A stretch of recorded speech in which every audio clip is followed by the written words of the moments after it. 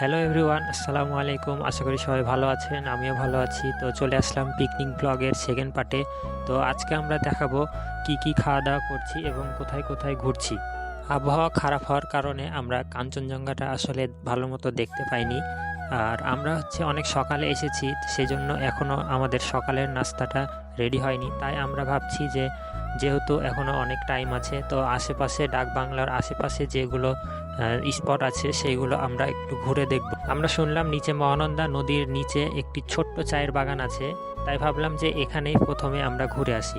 সেজন্য আমরা সবাই এখানে মহানন্দা ব্রিজের নিচে যে ছোট চায়ের বাগানটি আছে সেখানে আমরা সবাই গেলাম এবং কিছু ছবি তুলছিলাম এবং সাথে কিছু আপনাদেরকে সিনেমেটিক ভিডিও দেখানোর চেষ্টা করছি।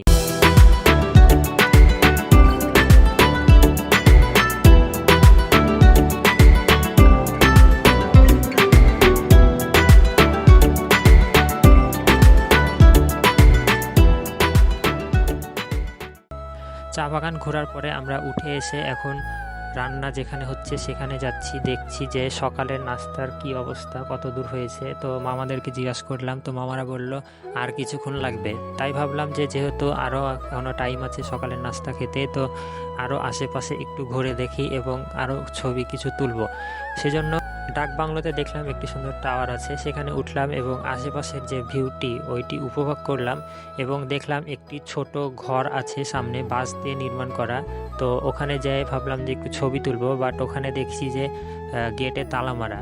কিন্তু আপনারা তো জানেন যে আমরা বাঙালি, যেখানেই দেখব তালা মারা সেখানে আরও উৎসাহভাবে ঢোকার চেষ্টা করব। তো নিচ দিক দিয়ে আমরা ঢুকে কিছু ছবি তুললাম এবং কিছুক্ষণ পরে জানতে পারলাম যে সকালের নাস্তাটা রেডি হয়ে গেছে। তাই আমরা ওখানে তাড়াতাড়ি যেয়ে সকালের নাস্তাটা সেরে ফেললাম খুব তাড়াতাড়ি, কারণ আমাদেরকে আরও অনেক জায়গায় ঘুরতে হবে।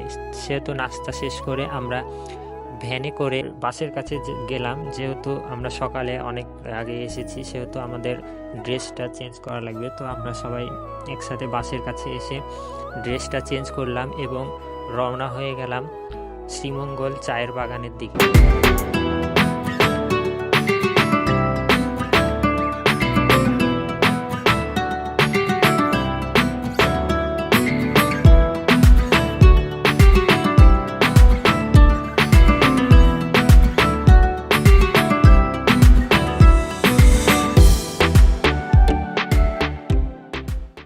আমরা এখন আছি শ্রীমঙ্গলের চা বাগানের।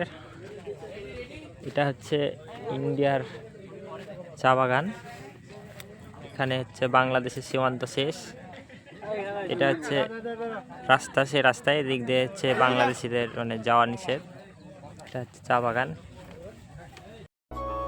দেন এখান থেকে আমরা ঘুরে এবং ছবি কিছু তুলে আবার ভ্যানে করে চলে গেলাম। শুনলাম নাকি যে ওখানে অনেক বড় বড় বাস দেখা যায়। তো ওখানে আমরা যে বাস দেখতে গেলাম এবং বাসের সাথে সবাই গলা জড়িয়ে ছবি তুলছে আমাদের সবাই। তো আমিও ভাবলাম যে একটু ছবি তুললাম। তো ওখান থেকে শেষ করে এবার যাচ্ছি আমরা কলকাতার শিলিগুড়ি ব্রিজ এবং সাদা পাথর দেখতে। তো ওখানে আমরা যে ব্রিজটা অনেক দূরেই, যেহেতু আমরা একটু জুম করে দেখছিলাম, তো ওখানে ব্রিজটা দেখলাম। আর নিচে যেহেতু নামতে মানা করছিল আমাদেরকে ভ্যানালা, সেহেতু আমরা ওখানে আর নামিনি এবং ওখান থেকে শেষ করে আমরা আবার আমাদের পিকনিক স্পট ডাকবাংলোতে ফিরে আসি এবং এখানে দেখি দুপুরে রান্নাবান্না চলছে এবং এর সাথে আমাদের পিকনিকের সাংস্কৃতিক কিছু অনুষ্ঠান, খেলাধুলা, মেয়েদের বালিশ খেলা এবং ছেলেদের একটি পাথর দিয়ে বোতলকে মারা। আমরা বল খুঁজে পাইনি, তাই পাথরকেই বল বানিয়ে নিয়েছি। এটাই দেন খাওয়া দাওয়া আমরা শেষ করলাম এবং খাওয়া দাওয়ার ভিডিওটি করা হয়নি সবাই ব্যস্ত থাকার কারণে। তো খাওয়া দাওয়া শেষ করে আমরা আবার কাজির দিকে রওনা হই এবং ওখানে যে পৌঁছাই। জায়গাটা অনেক সুন্দর এবং আমাকে অনেক বেশি ভালো লেগেছে, কারণ চারিপাশে শুধু চায়ের বাগান আর রাজকীয় ভিলা। তো সেখানে আমরা অনেকজন সবাই মিলে গ্রুপ ছবি এবং যে যার মতো পোজ দিয়ে সবাই ছবি তুলি এবং তারপর আমরা ওখান থেকে বের হয়ে যাই। কারণ সন্ধ্যা লাগা ভাব হয়ে গেছিল, আমাদের বাস ছেড়ে দিবে কিছুক্ষণের মধ্যে, তাই আমরা ওখান থেকে বেরিয়ে যাই এবং বাসে উঠে যাই। তো আশা করি ভিডিওটা সবার ভালো লেগেছে। নেক্সট ভিডিওর জন্য অপেক্ষা করুন এবং আমার পেজটি ফলো করে দিন। ধন্যবাদ।